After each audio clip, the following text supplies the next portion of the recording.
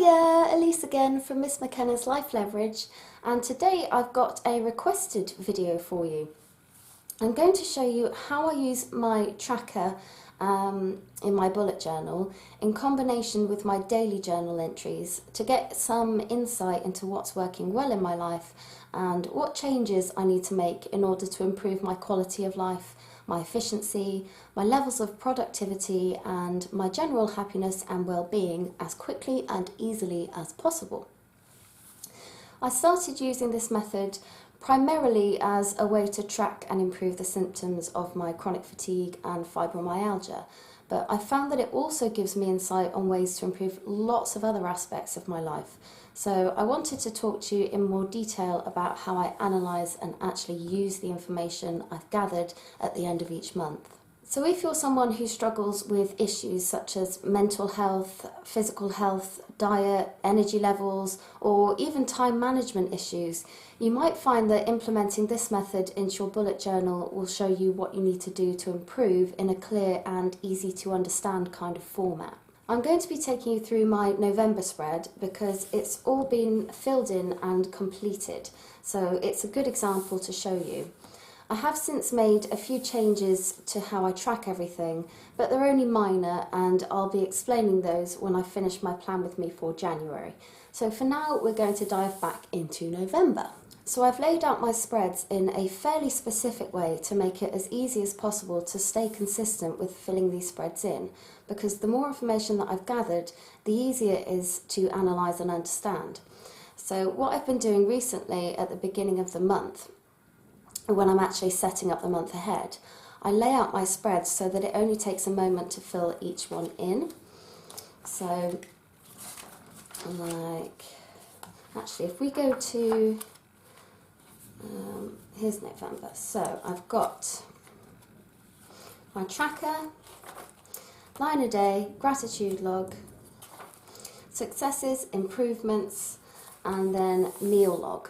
And I've got a few pages in between here because I hadn't completely organised my layout, but I have fixed it for January. So if you want to see it more sort of fluid, you'll be able to see that in January. But for now, it's as simple as sort of just flip, fill, flip, fill, flip, whoop, fill. So it's nice and quick and easy. I've gotten into the habit of filling these spreads out every night before bed, and it's almost become a sort of ritual. With previous layouts, I really struggled to remember to do it and keep up with it, but because of how quick and easy the spreads are to fill out, and because I have prompts for each subject, I don't struggle with thinking about what to put for each entry. So the whole process has become a kind of nighttime ritual that I actually quite look forward to, because I find it quite cathartic and therapeutic because it clears my mind at the end of each day, and I experience a sense of security knowing that I've logged in all this information. In relation to keeping track of various aspects of my life, I have kept it to just one line a day.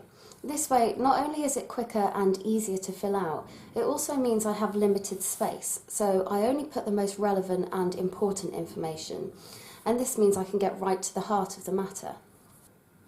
For my health and fibromyalgia page, I have 5 main areas that I focus on: my mood, my sleep, my pain levels, my energy levels, and if I feel sickly or just generally under the weather.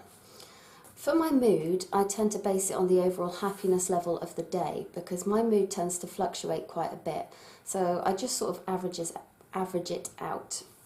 For my sleep, rather than just tracking the amount of hours I get, I sort of combine the hours with the quality of sleep, because sometimes I'll get a good 9 hours, but it'll be really broken and I'll sort of feel a bit exhausted when I'll feel exhausted when I wake up sometimes.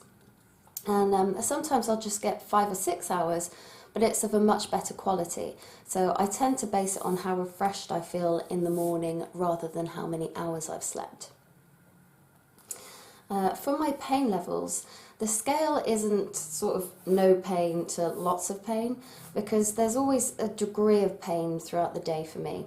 So I base it on a combination of how intense the pain has been and how manageable the pain has been. If it's really affected my ability to function, I make it towards the top. but if I found it's been quite manageable, it goes lower towards the bottom edge. Energy levels work in a similar way. If my energy is so low that I found it extremely hard to complete day-to-day tasks, then I mark it in down towards the bottom edge. And the top line would be for if I had like excess energy at the end of the day. The yuck section is, as I said previously, it's about how poorly I feel. People with fibromyalgia tend to be more prone to illness, and sometimes I can go through what feels like weeks and weeks of feeling really rough, usually from a single, just a simple cough or cold. But sometimes it's actually a sickness bug or something. So this section serves two purposes. Firstly, to put it into perspective when I'm feeling dramatic and I start thinking that I'm constantly ill 24/7. But also if I'm struggling with my pain or my mood or my energy levels, sometimes I can simply just put it down to the fact that I haven't been feeling very well and I'm just generally unwell. At the top of this spread, I've got a few tasks and things that I track, but I've since moved this information onto a different page because it doesn't necessarily affect the other things on this page. So when I fill this spread in, I don't colour in the square like I do with my tracker here. I just put in a dot to mark where I am on the scale for each category because I like to connect all the dots up.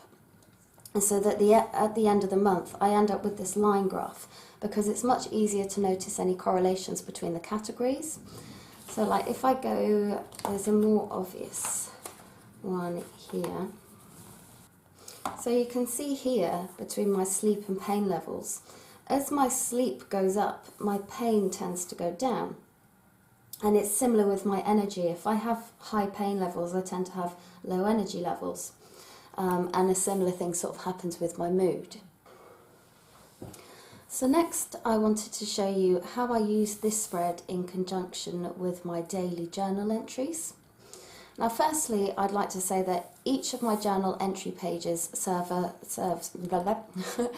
purpose in themselves.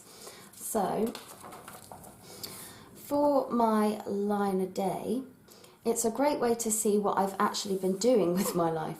It helps me to see more clearly how I've been spending my time on a larger scale, because sometimes I'll think back on the years that have gone by and wonder where all the time went. So it's a perfect place for keeping memories that I can look back on in the future. The gratitude log helps me to prioritise what's important to me. I think sometimes we chase after the wrong thing, thinking that it will make us feel complete or happy. But if you have a gratitude log, you can see what's really important to you and what makes you happiest. And so those are the things that deserve more time and energy and attention. Most of the entries in here revolve around my family and friends. And when I sat and thought about it, I haven't been giving them as much attention as they deserved. So it's helped me to refocus my priorities onto what matters most. The successes pages is great for a couple of reasons. Firstly, it enables me to look back through the month and see what I've achieved, which means I can take a bit of pride in myself. It's a really good tool for building confidence in yourself and your abilities. Secondly, it means that even on a really bad day, it trains me to keep looking at what I'm doing well, even if it's just like here, I clean lots of laundry. It just shows that every day I am making some sort of progress. The improvements page is great for helping you to prioritise what aspects of life need working on the most.